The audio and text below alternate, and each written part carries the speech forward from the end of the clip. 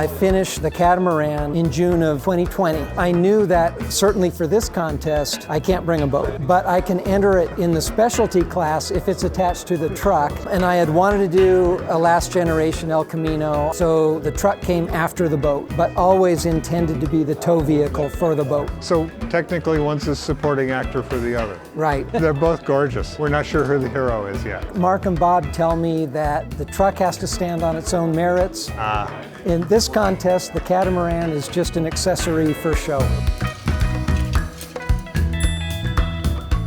I'm with Steve Perry. He's got something really unique. What was your inspiration to do the El Camino and the Catamaran? So the Catamaran actually was built first. I raced on these back in the late 80s and early 90s. I had always wanted to build a replica. This is a Prindle 19 Catamaran, and I actually got access to a 3D printer. And so that's what sort of triggered the feasibility of doing the Catamaran. Basic dimensions like the length and things like that I could get from old sales literature. And then a lot of it I just interpreted. I have a lot of photos of these boats. Plus that personal experience. So yeah, well yeah, that's... I mean, you've had hands-on, you've worked the rigging, the sails, Yep. You've been in and out of the water. Yep. So you're so comfortable with it. Right, yeah, and I rigged these boats, many times, and the way this boat is rigged is how we had them for racing.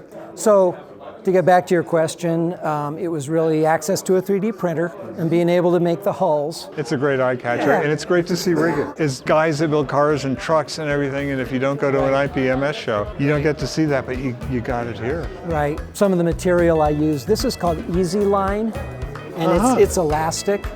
And the model railroad guys use it for telephone wires, and the model ship and airplane guys use it for antennas. But for me, these are the trapeze lines, right? You hook that into a harness and hang out over the boat to keep it flat. But for me, it worked perfectly because it allows the trapeze lines to stay taut. On the real boats, the elastic was down here. And then the mast has 3 stays, which are actual cable. I used fine beading wire. And so here's one of the stays, here's the 4th stay, here's another stay. And that's what keeps the mast up. There is a nice visual difference between those two. Those two materials are different enough that you get to see it and appreciate it. Yep. Amazing detail. And then another thing is all the pulleys, we call them the blocks. Yep. On these boats, there was a 6-to-1 main sheet, there's a 6-to-1 downhaul. You can't find 1/25th scale Harken blocks, right? So all of these are my own photo etch and then my own machining. The trampoline is made from a men's dress shirt that I stretched over a frame, and then I impregnated it with resin, like for resin cast parts. And so this is actually a combination of cotton twill and resin. And it's the resin that gives it glistens just that right amount. Yeah. So it looks like nylon. Yeah. Right. The rigging is just like the real boats were. The hulls are resin castings off of a 3D master. The crossbars are also resin castings, but I machine those from brass on a mill. And there's a steel rod running down the middle of the crossbar. You can't see it, it's cast in. So cool. In the El Camino? The El Camino started out as a Revell 78 El Camino. I had a 1980. I upgraded it to an 87, which is the last year of the El Camino, using a 3D printed grille. And then I extended the fenders, added the hood ornament, and that's what makes it an 87. The main structural thing about the model is I used the Monogram 86 Monte Carlo SS, which has, to me, a much better engine compartment, a better chassis, and a better instrument panel. They're both GM G-body. Sure. Right? Yeah. And all somewhat interchangeable in real life? In the same scale, so yeah, interchangeable in real life. So the instrument panel, the door trim, the chassis, the engine compartment are all out of the Monte Carlo. There's an amazing detail that I really like that's very second reading. You're looking at the detail, it's all good dimensionally, but there's stickers on the door. When the door opens up, you get this great reveal, this great surprise. Yeah. These stickers that in that era were very common on cars. We don't see them now. The certification label, the tire pressure label. And El Caminos came with air shocks. So there's a sticker for the air pressure in the shocks. What was challenging is once I opened the door sill was so low that I couldn't use the kit interior bucket. So I had to build the whole interior on the top of the chassis plate. Well, that's the thing with so many of those kits. You had that bucket and you had the chassis plate, and there's like a whole airspace in between. Right. And the seats then, did you have to extend the seat? So the seat is all scratch built because I wanted a bench seat, and the kit came with buckets. So the Monte Carlo back seat had the right sew style, is what it's called, the pleats and the spacing. Made a resin casting of that, used resin castings to make the cushion and the backs for an El Camino bench.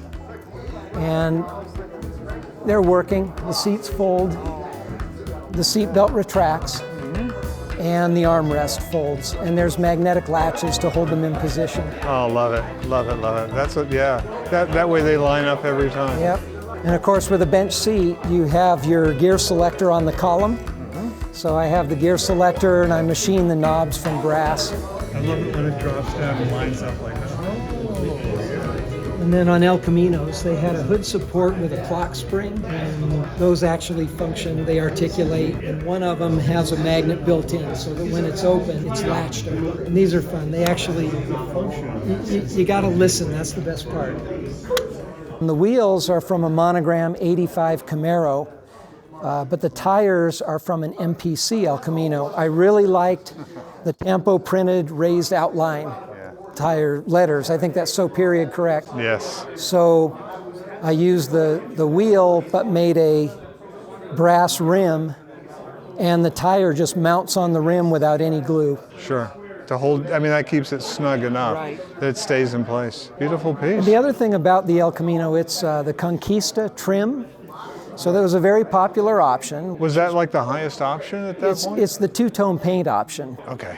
And so that adds the separator trim, it adds a rub rail, and it adds the lower rocker trim. I really love the two-tone look of it. There was a maroon Conquista with silver, and there was black with silver. This would have been a very feasible factory order because the colors were available, could have been done, but that is not a standard Conquista combination. Wasn't off the sheet. Full disclosure. Neat, yeah. But I really like the black and red, and these boats came with black and gray and maroon stripes like that. So it ties in well. It ties in nicely. And it's great to be here at GSL, and you know, whether the model is judged, you know, or not, I hope people enjoy the boat and, you know, recognize it as a nice combination with the El Camino. That's like what a really good day looks like when you get up in the morning. you got your boat hooked to the car, and you're going somewhere, and it's going to be good. It makes me happy just looking at it. Yeah. Specialty class, 4th place, 1997 Chevy El Camino, Steve Perry.